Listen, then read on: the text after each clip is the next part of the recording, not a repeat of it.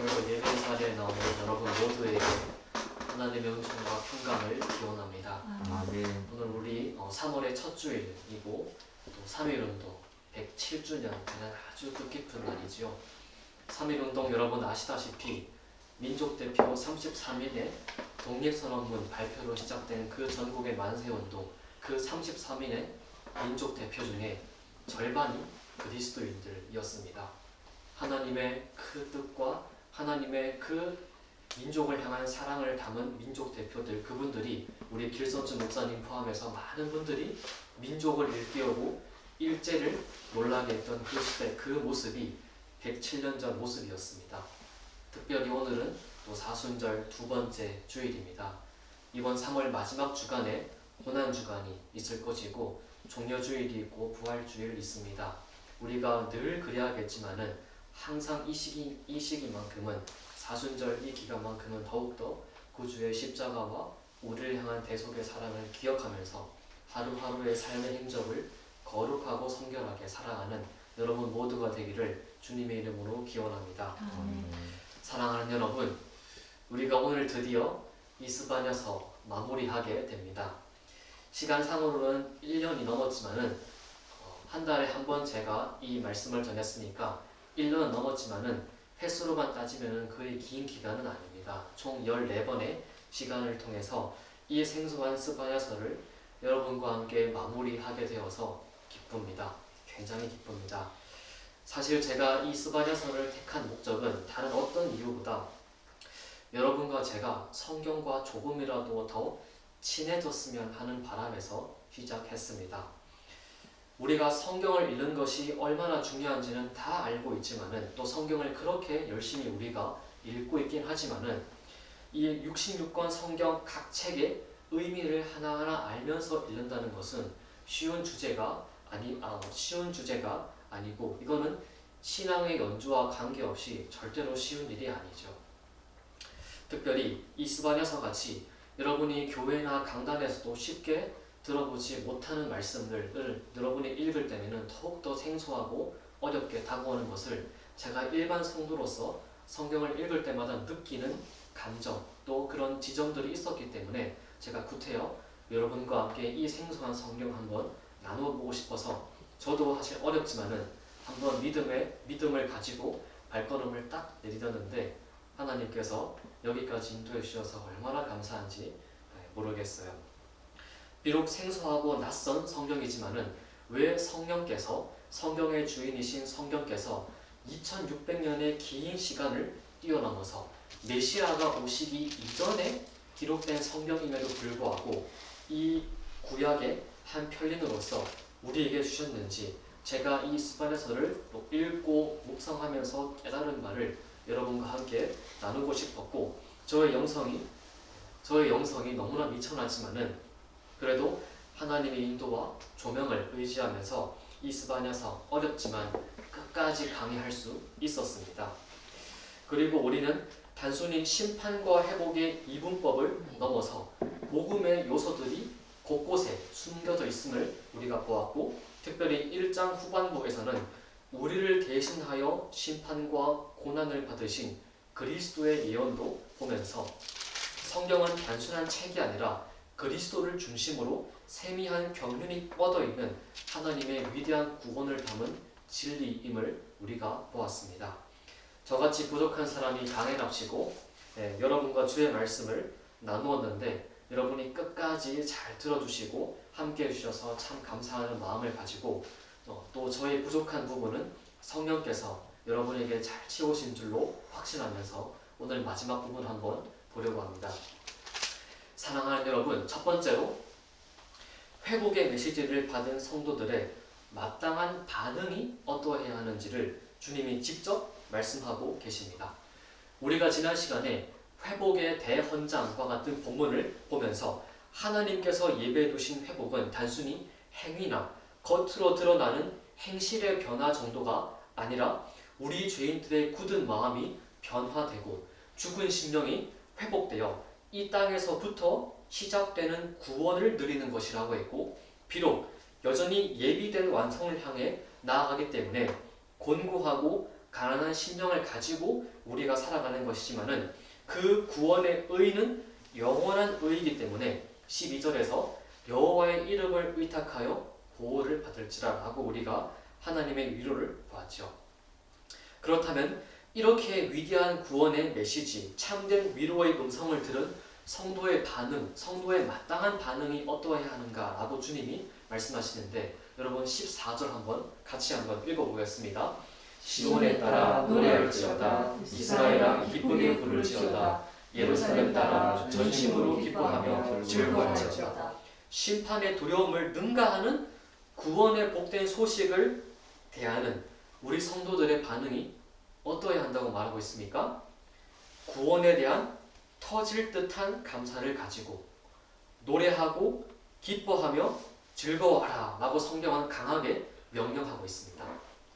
여러분 여기 가장 먼저 등장하는 노래할지어다 라는 명령문에서 본래 노래하다 라는 뜻을 가진 샤르라는 히브리어 동사가 있음에도 불구하고 여기에 쓰인 이 노래할지어다 라는 동사는 그 동사가 아니라 라난이라는 조금 다른 동사예요. 라난. 이 라난이라는 동사는 단순히 입으로 물리적으로 노래하는 것에 의미가 국한되는 것이 아니라 소리가 쩌렁쩌렁 울릴 정도로 소리치는 것, cry out 이라는 뜻을 가지고 있는 조금 더 강하고 조금 강한 그런 뉘앙스를 가지고 있는 단어예요. 두 번째 등장하는 기쁘게 부를지어다에는 루아라는 동사가 쓰였는데 이 동사는 주로 군대를 가리켜서 군대가 전열을 정비할 때 또는 행진할 때 또는 전투를 치르기 전에 의기를 북돋기 위해서 부르거나 심지어 승리를 다 하고 난 이후에 승리의 개가를 부르면서 군인들이 개선하는 모습을 담을 때 이 루아, 기쁘게 부를지어다 라고 번역된 루아라는 동사가 쓰입니다. 그래서 제가 가지고 있는 영어 성경도 승리와 정복을 뜻하는 triumph라는 명사를 써서 이 문구를 shout in triumph 이렇게 번역했어요. 승리와 정복의 기쁨 가운데 소리쳐라 이렇게 제가 가지고 있는 성경은 번역했어요. 주님은 우리에게 구원의 감격과 감사를 가지고 찬양하되 단순히 입술만 놀리는 노래를 부르는 것을 넘어서 하늘을 울리고 땅이 떨릴 정도로 주를 뜨겁게 찬미하고 주님의 온 국대로서의 교회 공동체, 우리 언약 공동체가 한 마음으로 대적인 죄와 마귀를 짓밟아 영원한 승리를 이루신 대장 되신 주님을 송축해야 한다라고 강하게 명령하고 계신 것이죠. 여러분이 잘 알듯이 이 구약시대는 아직 이렇게 우리가 쓰고 있는 질 좋은 종이가 발명되지 않은 시대이기 때문에 고대시대이기 때문에 식물이었던 파피루스를 재단하거나 양피지, 동물 가죽인 양피지에 글을 쓰던 시대였어요. 그렇기 때문에 그 종이가 너무나 없던 시대이기 때문에 최대한 글을 기록할 때 간단하게 쓰거나 요약해서 쓰는 것이 관례였어요. 종이가 없는 시대이기 때문에.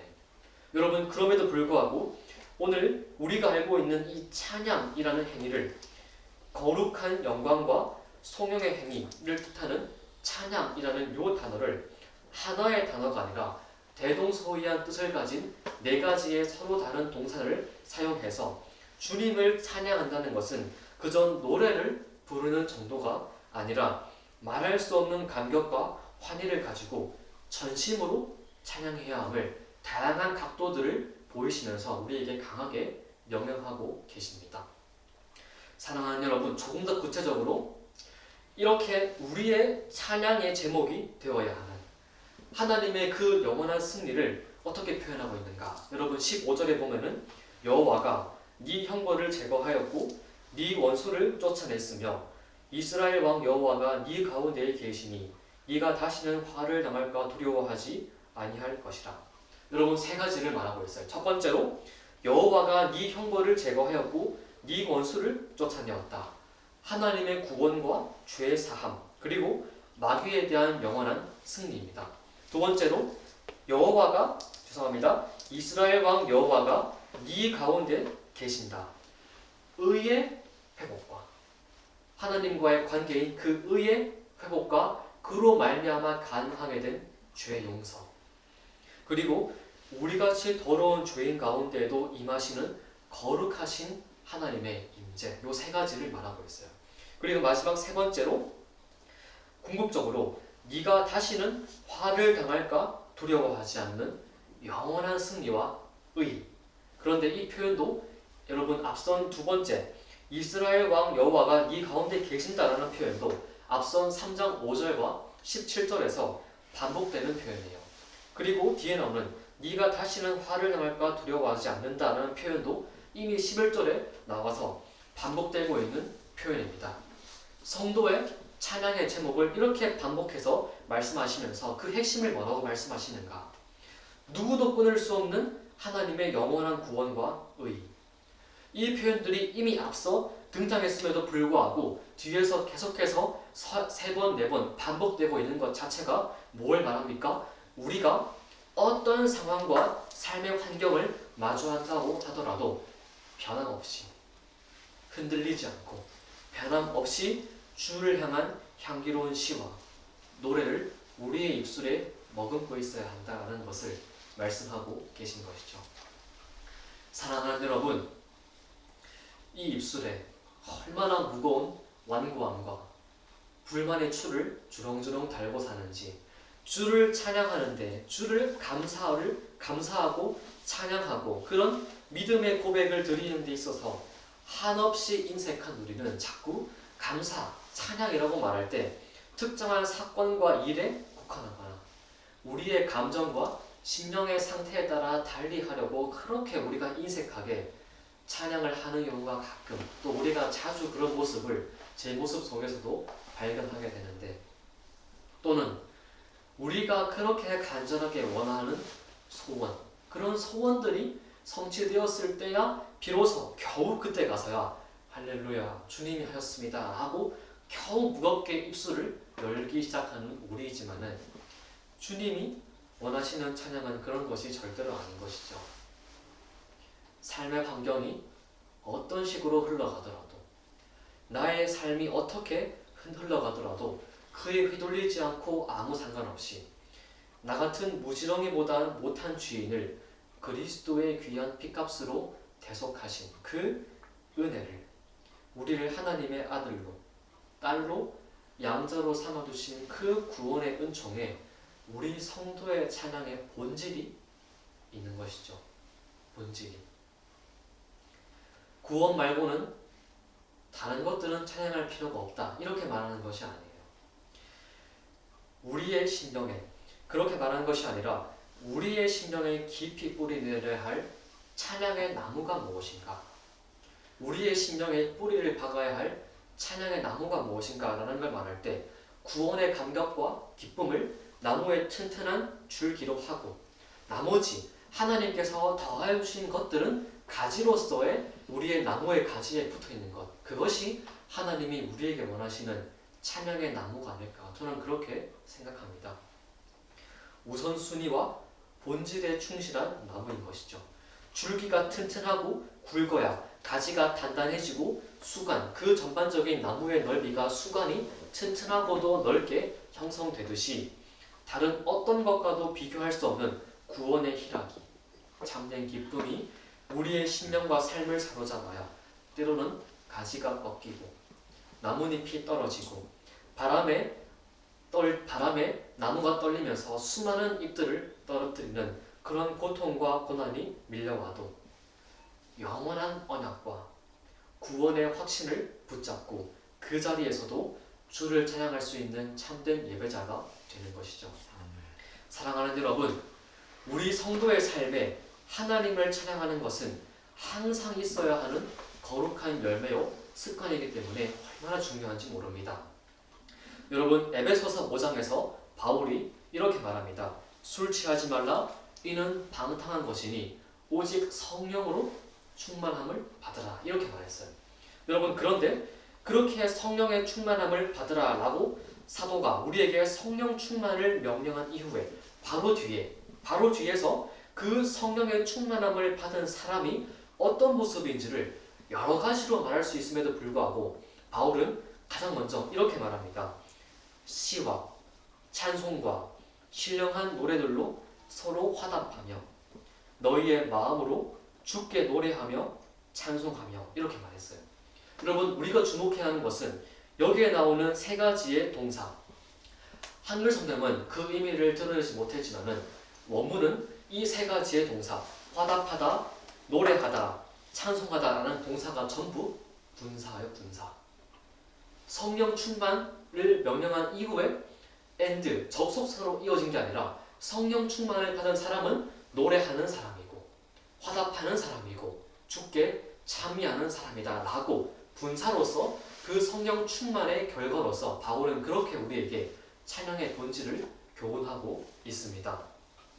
여러분, 성령 충만의 본질은 요한복음 14장에서 우리 예수님 말씀하신 것처럼 구주가 말씀하셨듯이 성령이 하나님의 모든 말씀을 가르치시고 생각나게 하시는 것이고 하나님을 아는 복된 지식이 더해지면서 구원의 영광과 아름다움이 갈수록 더하여지고 성화로서 그 열매로 드러나는 것인데 그 성령의 충만함을 받은 성도는 당연히 주님 앞에 엎드리게 되고 낮아지게 되고 겸손해지면서 하늘을 향해 두 손을 들고 시와 찬송과 신령한 노래들로 하나님을 찬미할 수밖에 없다라고 하는 필연적인 상관관계를 우리에게 바울께서 우리에게 교훈하고 계신 것이죠.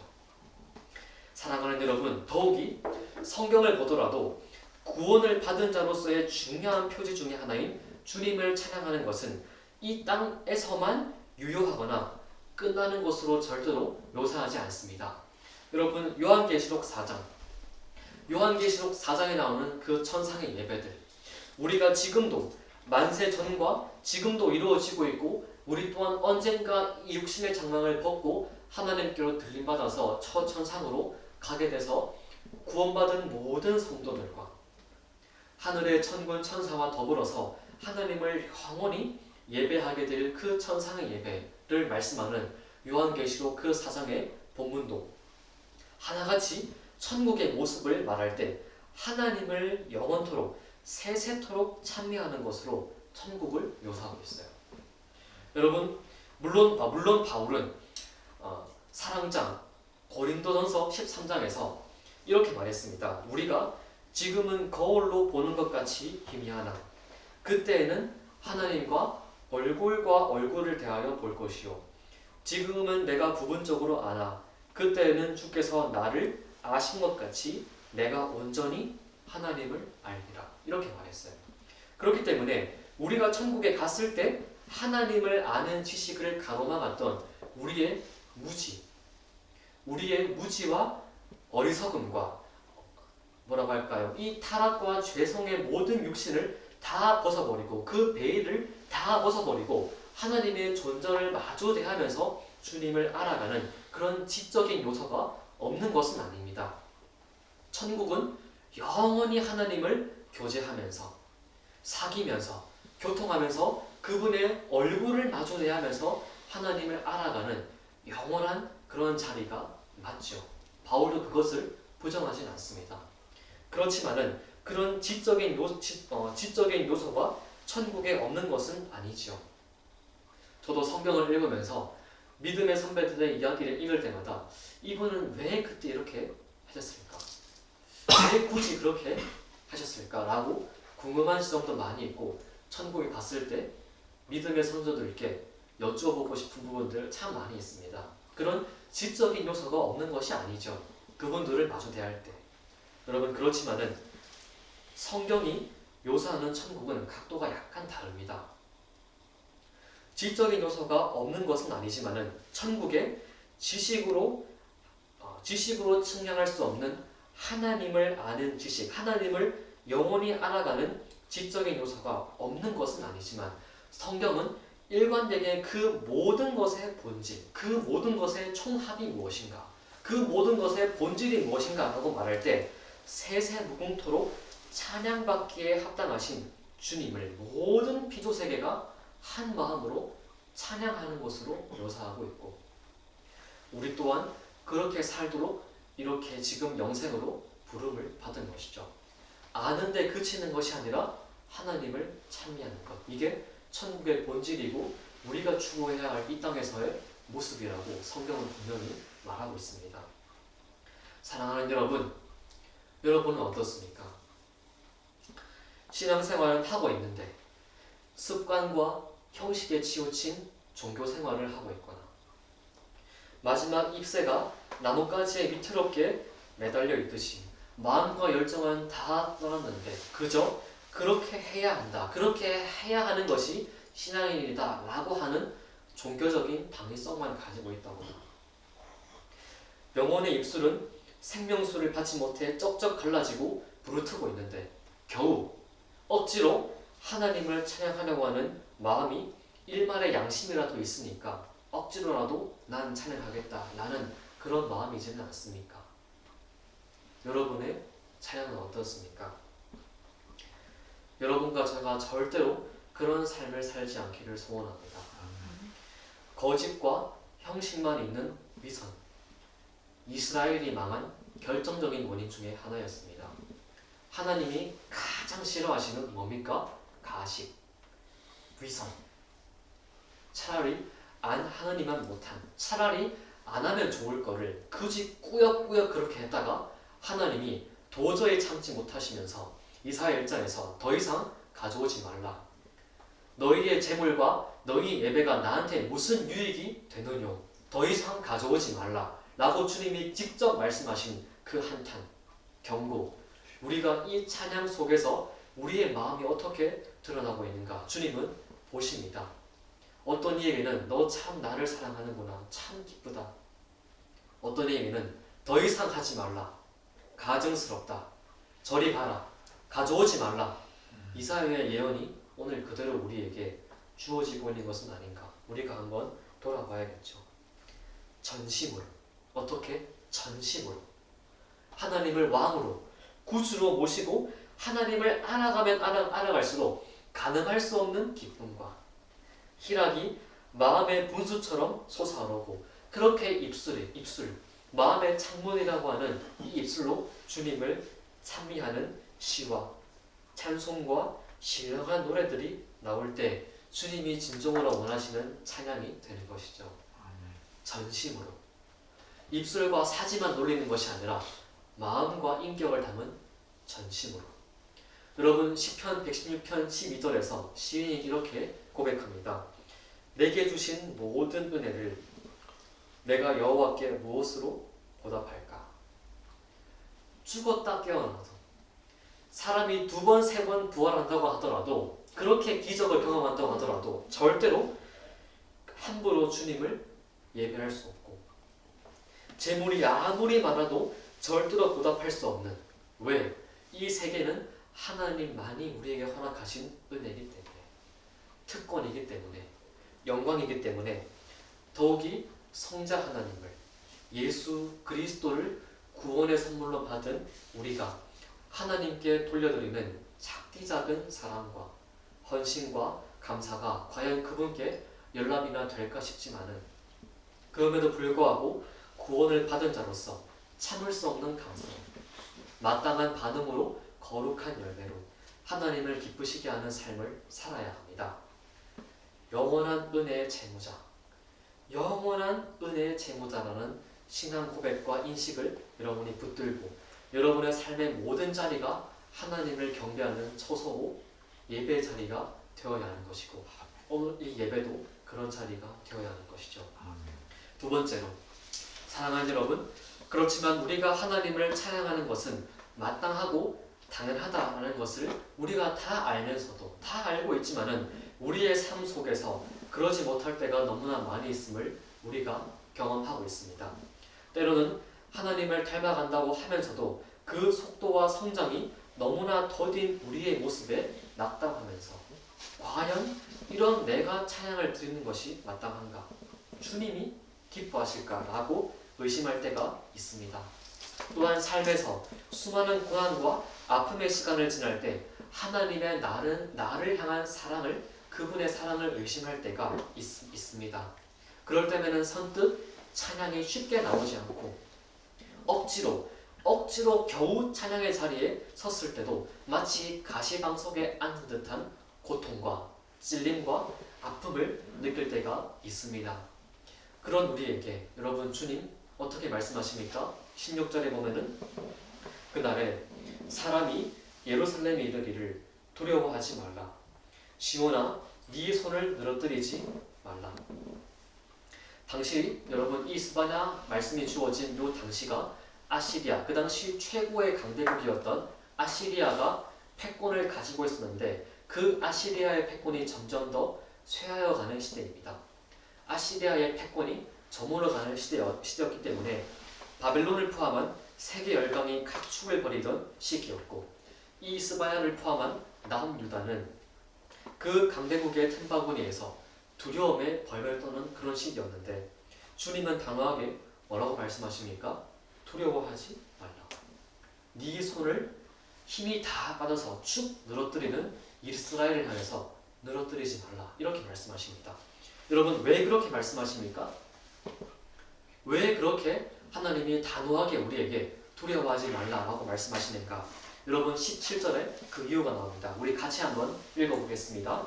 너희 하나님 여호와가 너희 가운데 계시니 그는 구원을 베푸실 전능자이시라. 그가 너로 말미암아 기쁨을 이기지 못하시며 너를 잠잠히 사랑하시며 너로 말미암아 즐거이 부르며 기뻐하시리라 하리라. 우리가 두려워하지 않고 하나님을 어떤 상황에도 찬양할 수 있는 원동력이 뭡니까? 하나님이 우리를 먼저 사랑하신 그 사랑을 알라는 것. 그 사랑이 있기 때문에 우리가 찬양해야 한다. 상황이 어떻게 좌지우지 바뀌기 때문에 찬양을 달리할 수 있는 게 아니라 영원한 하나님의 변하지 않는 사랑이 있기 때문에 우리는 언제든지 두려워하지 않고 손을 늘어뜨리지 않고 주님을 찬양할 수 있다라는 언약적인 사랑을 먼저 우리에게 찬양의 근거로서 찬양의 근본 원인으로서 우리에게 말씀하시고 계신 것이죠. 여러분 27절에 주어 세 가지 너의 하나님 여호와가 그는 마지막으로 그가 이 세 가지가 전부 누굽니까? 하나님입니다. 하나님. 두려워하지 말라라고 말씀하시면서 찬양의 이유를 우리에게서 찾지 않습니다.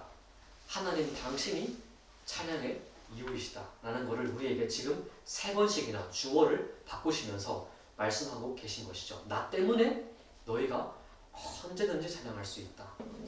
내가 있고 나는 영원하기 때문에 너희의 찬양에 내가 근거가 되어야 하고 내가 너희 찬양의 유일한 존재 이유요 목적이다라고 말씀하고 계신 것이죠.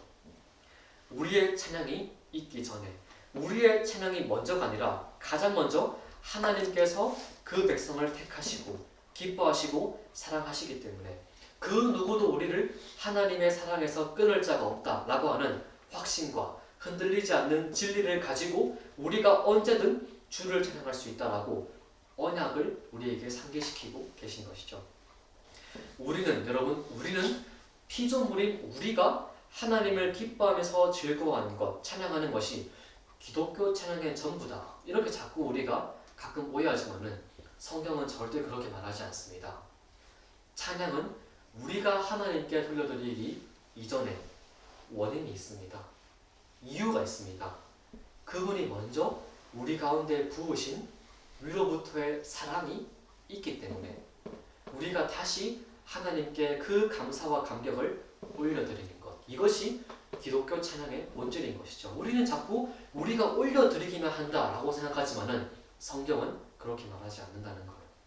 하나님이 먼저 우리를 기뻐하시는. 심지어 어떻게 말합니까? 오늘 17절에 그분이 우리 때문에 기쁨을 이기지 못하셨다. 우리가 하나님을 알지 못할 것 같은 하나님이 과연 계신가라고 의심하는 순간에도 잠잠히 사랑하셨다. 심지어 어떻게 말합니까? 너로 말미암아 즐거이 부르며 기뻐하신다. 우리가 하나님을 말미암아 즐거워하면서 기뻐하는 것이 당연한 것인데 하나님이 우리를 보시면서 기뻐하시면서 즐거워하신다. 정말 죄송한 말씀이지만은 주님이 우리를 찬양하신다는 거예요.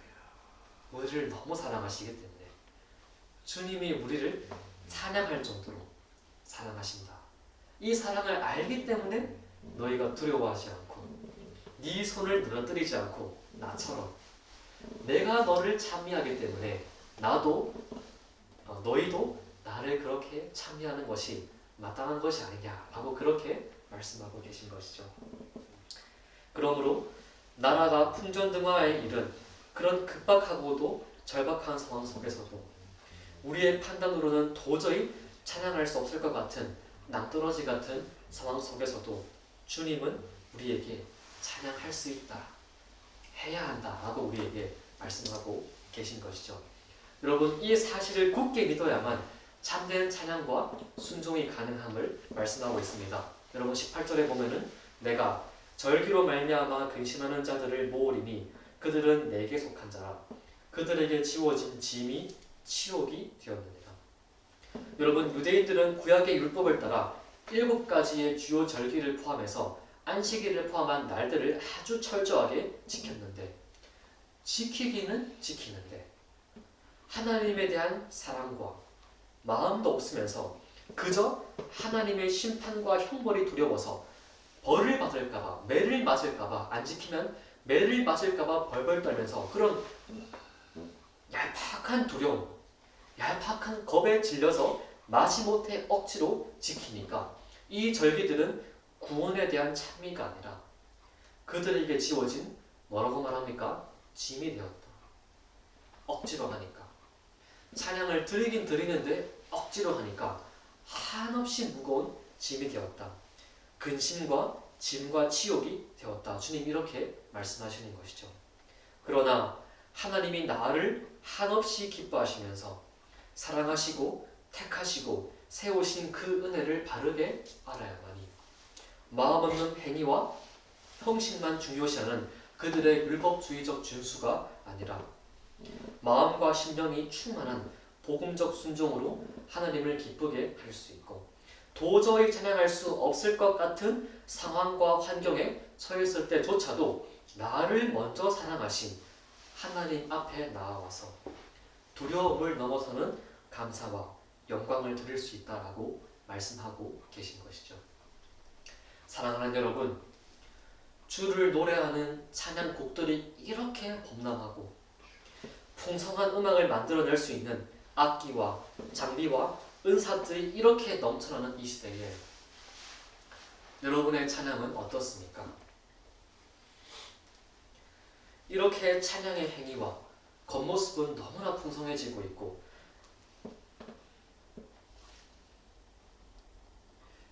우리의 찬양이 이렇게 풍성해지고 있고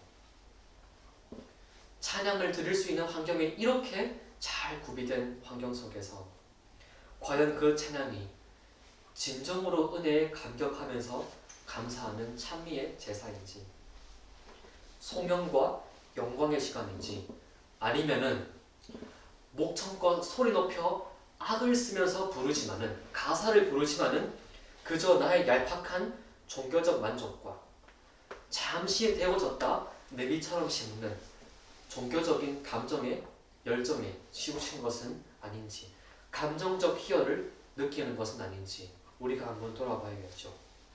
나를 위해 찬양을 이익의 수단으로 삼는 것은 아닌지 이 시대는 더욱더 그런 성찰을 요구한다. 저는 그렇게 생각합니다. 유튜브를 틀면 다양한 찬양팀이 부르는 찬양곡들을 접할 수 있고 새롭게 나오는 찬양들 너무나 많이 있고 참 감사한 부분이 있지만은 어느 교회를 가더라도 실력 좋은 찬양팀, 풍성한 악기를 우리가 어느 교회를 가더라도 작은 교회를 할지라도 우리가 쉽게 볼 수 있지만은 역설적으로 많은 이가 찬양을 부르는 순간조차도 찬양을 부르면서도 내면은 공허하고 삶의 변화는 더디고 경건의 모양은 있으나 경건의 능력이 없는 알맹이가 없는 신앙생활로 전락하고 있습니다. 이 현실 앞에 왜 내가 찬양을 해야 하는가? 왜 내가 찬양할 수 있는 존재가 되었는가? 이것에 관한 진지한 묵상과 인식과 성찰이 있어야만이 비로소 올바른 찬양을 들을 수 있는데 그런 과정이 다 사라지니까 찬양이라는 것을 기독교의 한 문화로 치부하는 것이죠. 아래로부터 위로만 드리는 것을 찬양이다 라고 오해하는 것이죠. 찬양의 먼저가 하나님으로부터 주어졌기 때문에 가능한 것인데 찬양의 본질을 모르니까 그분의 사랑을 모르니까 찬양을 그저 문화다, 그저 습관이다, 그저 한 형식이다 이렇게 치부하고 마는 것이죠. 사랑하는 여러분, 저는 우리가 추구해야 할 찬양의 본질이 사랑의 마음과 심령에만 달려있다 그렇게 생각하지 않습니다. 찬양의 시작이 되는 근본적인 출발, 곧 하나님의 그 위대한 사랑을, 영원한 사랑을 알아야만이 그때 비로소 우리의 찬양이 바뀔 수 있다고 생각합니다. 물론 사람의 목소리가 과하게 묻힐 정도로 세션이나 악기 또는 멜로디가 지나치게 과한 것도 문제가 크지만은 저는 그것이 문제의 본질이다 생각하지 않습니다. 그게 전부가 아닙니다. 찬양의 시초요, 찬양의 출발이고 근본 원인인 하나님의 사랑을 바르게 아는 것이 우리가 찬양을 회복하는 것의 본질이라고 생각합니다. 주의 사랑이 있기에 우리가 찬양할 수 있다라는 것을 기억하는 것이죠. 여러분, 오늘 설교의 제목이 기뻐하시기에 기뻐할 수 있습니다 라는 제목을 제가 정했어요. 기뻐하시기에 기뻐할 수 있습니다. 앞에 있는 기뻐하시기에 누굽니까? 하나님. 하나님이 우리를 기뻐하시기에 뒤에 기뻐할 수 있습니다. 우리가 기뻐할 수 있는 것. 저는 이것을 오늘 설교의 제목으로 정하면서 찬양의 본질이다 라고 저는 정의했습니다. 여러분, 그 사랑이 어떤 사랑입니까? 여러분, 히브리서 12장은 그 사랑의 핵심인 구주의 십자가 사건을 이렇게 요약합니다. 믿음의 주요 또 온전하게 하시는 이인 예수를 바라보자. 그는 그 앞에 있는 기쁨을 위하여 십자가를 참으사 부끄러움을 개의치 아니하시더니 하나님 보좌 우편에 앉으셨느니라. 사랑하는 여러분, 그 사랑이 어떤 사랑입니까? 그 앞에 있는 기쁨 때문에, 우리를 사랑하신 기쁨 때문에, 그 십자가를 통해서 우리를 구할 수 있다는 기쁨 때문에, 그 앞에 놓여있는 기쁨 때문에 선인이나 의인도 아닌 우리 악인과 죄인조차 사랑하시고 십자가를 그저 참으신 것이 아니라 억지로 참으신 것이 아니라 우리를 구원하실 수만 있다면 세상이 뭐라 욕하고 돌을 던지고 조롱할지라도 심지어 그 처절한 십자가 위에서까지 함께 한쪽 편에 달린 행악자에게 네가 과연 메시아면은 내려가봐라 조롱하고 핍박하는 그 행악자를 대하시는 십자가 위에서까지 그분은 끝까지 사탄과 마귀에게, 세상에게 조롱당하고 핍박당하고 고난 당하신 것이지만은 그 부끄러움조차 개의치 않으시는 사람, 그 수치를 다 이겨내신 사람, 자격이 없는 우리를 불쌍히 여기시고 당신의 처절한 죽음과 고난으로 우리를 구하실 수만 있다면 어떤 형벌이라도 십자가라 할지라도 전혀 개의치 않으시고 우리 위하여 찢기시고 피 흘리신 그 사랑, 그 복음을 아는 것이 찬양의 본질을 회복시킨다 저는 믿습니다. 그 사랑을 알아야만 끝없이 높아지고 부하고 번영을 위해 주님과 신앙조차 성공의 수단으로 변질시키려고 하는 이 어리석은 세태 속에서도 계시록 4장이 말씀했던 그 천상의 예배처럼 우리 모든 성도에게 씌우신 구원의 면류관이 얼마나 우리 같은 사람들에게 합당하지 못함을 알고 분에 넘치는 것을 알고 다시 그 면류관을 벗어서 주님의 보좌 앞에 드리면서 엎드리는 것, 이것이 우리가 드려야 할 예배와 찬양의 본질인 것이죠. 사랑하는 여러분, 예배는 단순히 우리가 하나님께 영광을 드리는 시간이 아닙니다.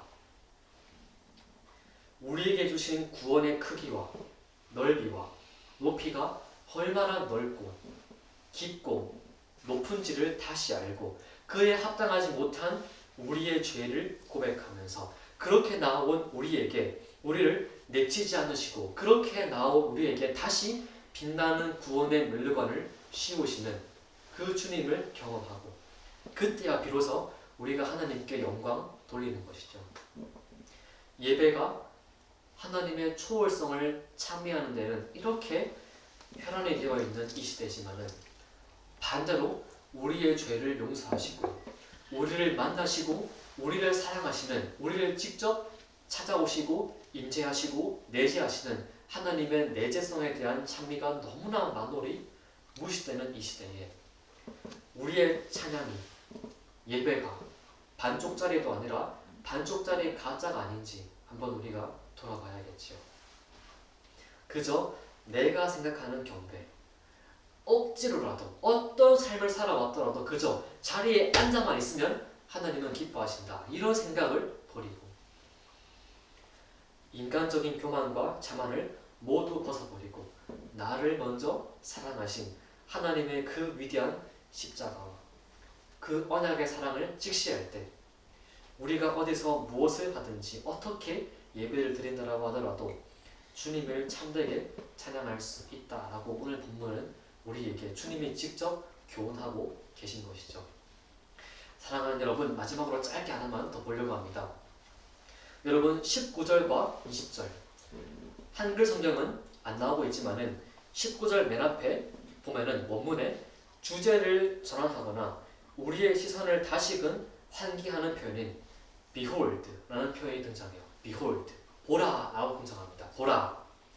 이렇게 하나님의 사랑과 그 사랑으로 인한 우리의 찬양이 올바르게 드려질 때 이 모든 구원의 영광과 기쁨이 비단 우리에게만 국한되는가?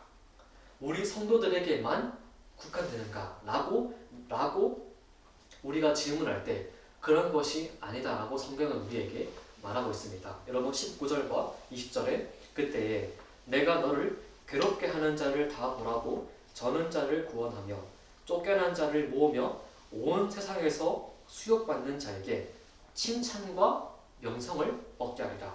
20절에 내가 그때에 너희를 이끌고 그때에 너희를 모을지라. 내가 너희 목전에서 너희의 사로잡힘을 돌이킬 때에 너희에게 천하 만민 가운데서 무엇을? 명성과 칭찬을 얻게 하리라. 여호와의 말씀이니라. 여러분 같은 표현이 두 구절 하반절에 다 등장하고 있어요. 19절에는 칭찬과 명성을 얻게 하리라. 20절에는 명성과 칭찬을 얻게 하리라. 여러분 무슨 말씀을 하는 겁니까? 칭찬과 명성을 얻게 하리라. 열방과 민족에게 드러나는 교회의 영광, 교회의 빛입니다. 주님의 빛이 우리에게 그렇게 임할 때 우리가 받은 빛이 다시 어디를 비춥니까?